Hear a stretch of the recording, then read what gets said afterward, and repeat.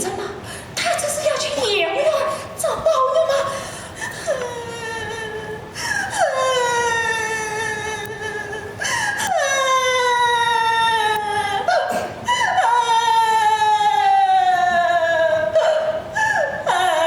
老太太房的啥呀的？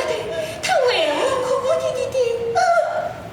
这不是老太太生病的家人撒娇吗？林姑娘，是谁欺负你了？没有人欺负我，是我生了不该生的娃，被太太打了嘴巴。你生了什么不该生的娃？就是八爷是新奶奶的娃。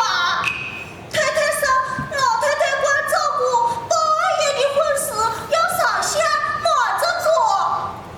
为何要上香？我这做，我也奇怪，又不是什么见不得人的事。太太没有生，老二爷要去谁家的姑娘吗？去包姑娘。去包姑娘。对，包姑娘是去包菜，还也可走的包姐姐。啥呀你？你在废什么？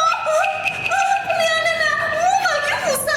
李姑娘问我，俺要去谁家姑娘为妻，我就说啊，说了。快回去！不要在李姑娘面前胡说！去！李姑娘，我说的都是我亲耳听到的，没有一句是谎话。我走了。但是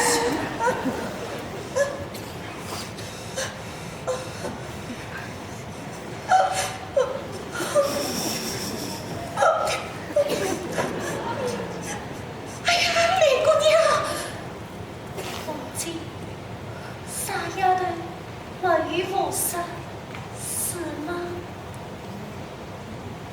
是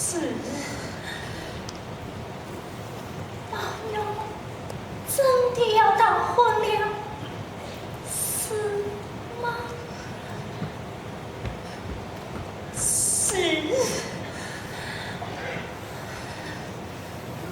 宝妞要娶的新儿奶奶是宝姐姐，是吗？是老太太，太太都不许生。为何？想不担心林姑娘，林姑娘这一下不是病着吗？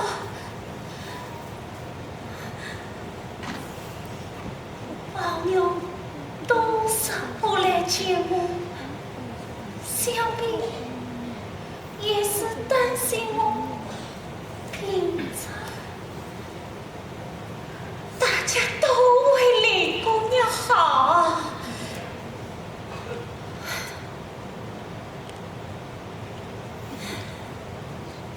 多谢父亲，多谢大姐。